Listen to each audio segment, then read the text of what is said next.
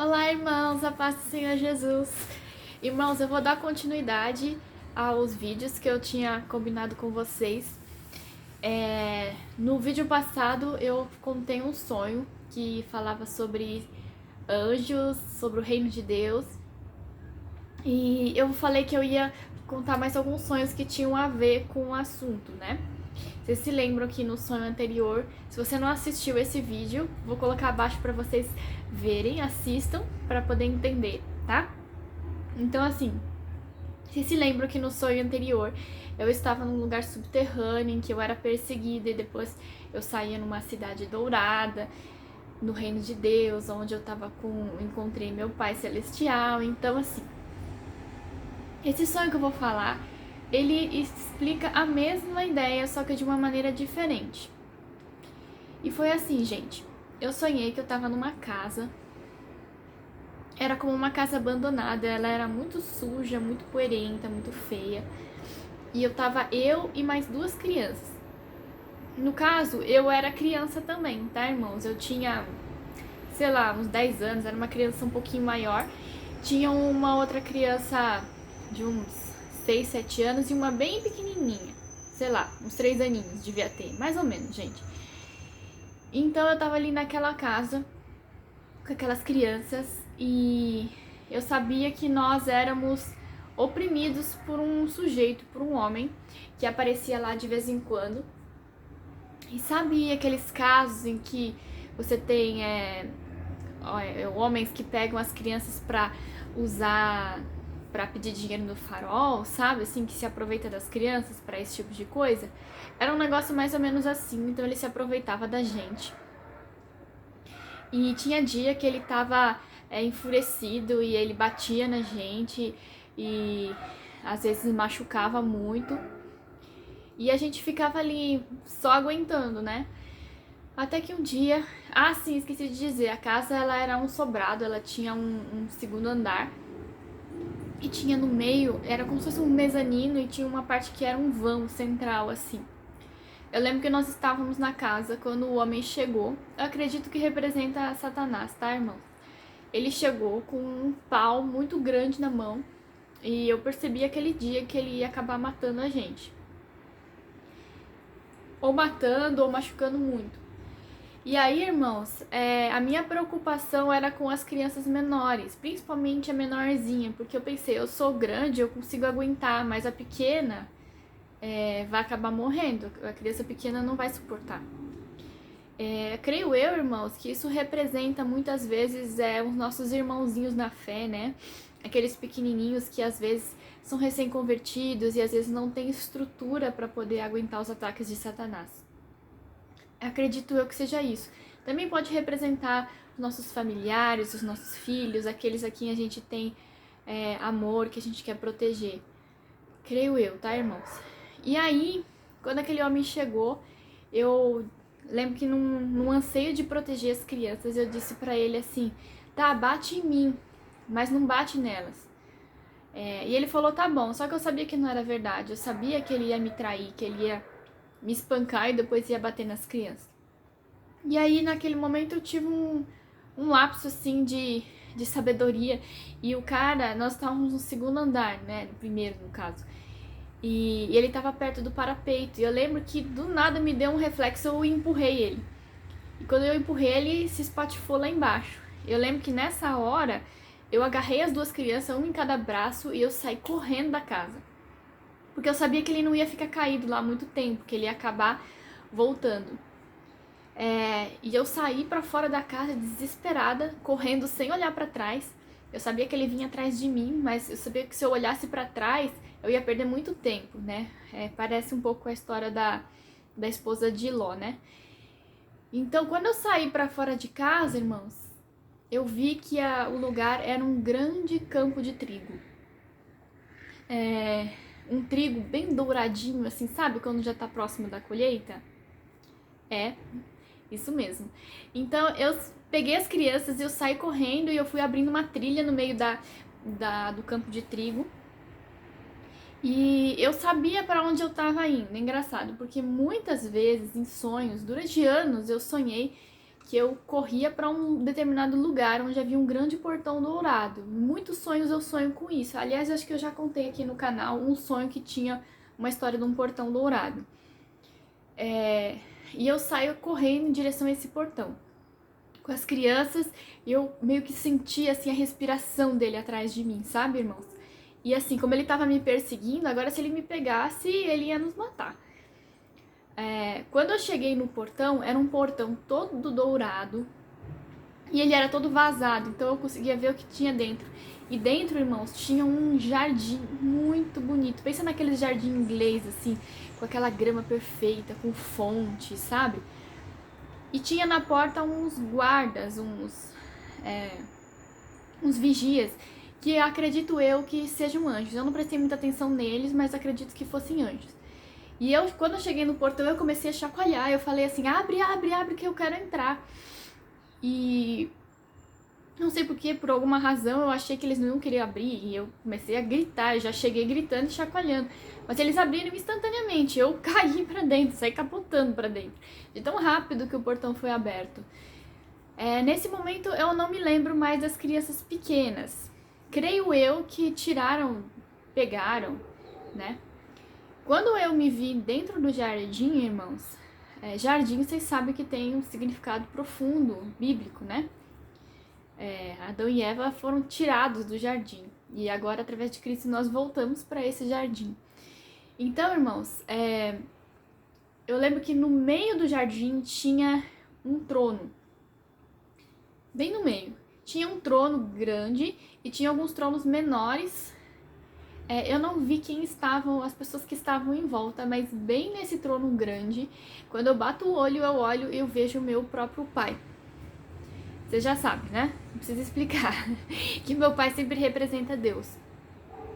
Quando eu vi o meu pai, eu saí correndo em direção a ele e eu me enfiei, assim, entre as costas dele e as costas da cadeira, sabe? Assim, atrás. Quem é criança pequena já fez isso, né? Acredito que você já fez isso. Então, eu me enfiei ali, e eu era muito pequenininha, e Deus era muito grande, a cadeira era muito grande. Eu me enfiei por trás dele e eu fiquei ali encolhidinha, né? Parecido um pouco com o sonho anterior. E quando eu tava ali, de repente eu escuto uns gritos e eu vejo o homem chegando. Eu acredito que fosse Satanás, né? Satanás chegou gritando e ele chegou chutando o portão, irmãos. O portão escancarou e ele entrou gritando. A Bíblia fala, né, que Satanás fica diante do trono de Deus nos acusando, né? Então ele tem acesso ao trono de Deus para estar nos acusando, para estar tentando nos pegar e tudo mais. Então ele entrou no jardim gritando. Eu não sei, irmãos, quem eram aquelas pessoas que estavam ali em volta do trono, mas acredito que também faziam parte da família real, assim como eu, né? E então, Satanás entrou gritando e ele dizia assim, cadê ela? Cadê ela? Eu quero ela, se eu puser as mãos nela, ela vai ver só. Cadê ela? Ela é minha. Alguma coisa assim. E ele gritava e Deus ficou muito quieto nesse momento, deixou ele gritar e se descabelar até perder o fôlego. Quando ele parou de gritar, Deus calmamente disse assim, quem foi que disse que ela é sua? Ela não é sua, ela é minha filha, você não tem nada a ver com ela. Você não tem que tocar nela, você não tem nem que olhar pra ela, porque ela não é sua. Ela é minha filha. Irmãos, eu fiquei tão emocionada nessa hora, porque assim, eu era como uma órfã no lugar onde eu estava. Eu não tinha consciência de que eu tinha um pai, ou melhor, eu até sabia que eu tinha um pai, mas eu não fazia a menor ideia de onde ele estava. E quando eu entrei no jardim, que eu me coloquei atrás das costas do meu pai, naquele momento eu era filha, né? Então, depois que Deus disse isso, Satanás se irritou demais. Ele começou a gritar e a quebrar tudo que ele via pela frente. Mas Deus não interferiu, deixou ele dar o chilique que ele queria, até ele se cansar. E, irmãos, logo em seguida, eu me vi numa outra parte do sonho, numa outra cena, em que eu estava caminhando pelo jardim, tranquilamente. Tinham muitos anjos ali no jardim, cada um tinha sua função, uns estavam regando as plantas e alguns ficavam ao meu redor cuidando de mim. E Satanás, ele continuava ali, ele ficava me rondando assim, ó, e tentando me pegar. Só que tinha como se fosse um campo invisível em volta de mim, parecia um campo de força, assim. Então ele não conseguia tocar por mais que ele tentasse. A Bíblia fala, né, que Satanás é como um leão que anda ao derredor, rugindo e bramando, buscando a quem possa tragar. Então era isso que ele estava fazendo, estava procurando uma oportunidade, só que ele não podia penetrar naquele campo de força que tinha ali. Então, irmãos, o que essa mensagem diz, assim, meu entendimento, né? É que muitas vezes a gente sofre por ignorância. Na realidade, nós somos filhos do rei, né? Nós temos a proteção do nosso pai. É bem verdade que muitos cristãos foram perseguidos, que muitos foram martirizados, mas tudo que acontece conosco, irmãos, acontece com a permissão de Deus. Nada acontece à toa. Jesus fala, né? Vós sofreis por falta de conhecimento. Então, muitas vezes a gente sofre à toa, sem necessidade. Nem sempre é necessário a gente ser um mártir, sabe, irmãos? Nem sempre é necessário a gente ser espancado por Satanás. As coisas acontecem quando Deus permite por uma causa maior e é sempre por amor, nunca é pro nosso mal, entende, irmãos? Uma vez que a gente esteja debaixo da proteção de Deus, a gente tem que ter uma vida em paz, uma vida de segurança em que a gente sabe que Deus está nos protegendo, sabe, irmãos? Mas para isso funcionar, a gente tem que entrar nesse reino. A gente tem que estar dentro desse reino. Porque enquanto a gente não entra no reino, a gente não tem a jurisdição, a gente não tem a legalidade para estar protegido. E isso acontece, irmãos, através do nosso entendimento. A gente entra no reino por entendimento. Enquanto a gente não tem entendimento, a gente fica refém de Satanás à toa. Então, essa mensagem que Deus tem me passado durante muitos anos, apesar de ter tido zilhões de sonhos com essa mesma mensagem, muitas vezes eu sofria à toa, como se eu não tivesse um pai, né? Às vezes eu me permitia que Satanás me espancasse, eu achava que certas coisas eram normais, e não são normais, sabe, irmãos? Nós temos um pai, nós temos um Deus, e a gente pode fazer uso do nosso direito como filho. Então é isso, irmãos, esse é o sonho que complementa. E tive outros sonhos nessa mesma linha que trazem uma mensagem parecida. Uma vez também sonhei que eu tava eu não vou lembrar detalhes desse sonho porque eu esqueci, mas eu lembro que eu tava num país onde eu era perseguida também, por um ser assim também. E só que não tinha tinham vários. Em todos os lugares que eu me escondia, eu era encontrada por ele. Até que eu cheguei numa fronteira de um lugar onde eu iria passar para um outro país. E quando eu cheguei ali, tinha como é que se fala? Um segurança ali na porta. E tinha uma cancela. E eu perguntei pra ele se eu poderia entrar. E ele falou pra mim, a entrada é permitida a partir de não sei que horas, não sei se era 3 da tarde, e faltava tipo uns 40 minutos.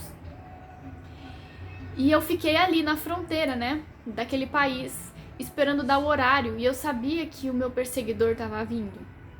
No sonho, irmãos, esse perseguidor é como se fosse um morto-vivo, um bicho assim, sabe? Até que uma hora eu não aguentei. Eu pensei, ele vai me pegar. Então eu peguei e pulei a cerca. E saí correndo pra dentro daquele outro país. E quando eu pulei a cerca, eu olhei pra trás pra ver se não iam me impedir. E ninguém me impediu. Sabe, irmãos? Tem uma passagem que fala assim, que o reino de Deus é conquistado à força. Você não tem que esperar as coisas acontecerem. Você tem que entrar nele à força. Você tem que requisitar. Você tem que clamar a Deus. Você tem que fazer o uso dele, né? Então, não adianta a gente ficar sentado em banco de igreja esperando cair do céu, sabe? Esperando que as coisas aconteçam. A gente tem que ir atrás, a gente tem que conquistar a força, desenvolver a nossa fé, buscar, orar, jejuar, buscar um relacionamento com o Senhor para que a gente faça parte desse reino. E aí que eu entendi, irmãos, que eu precisava agir, né?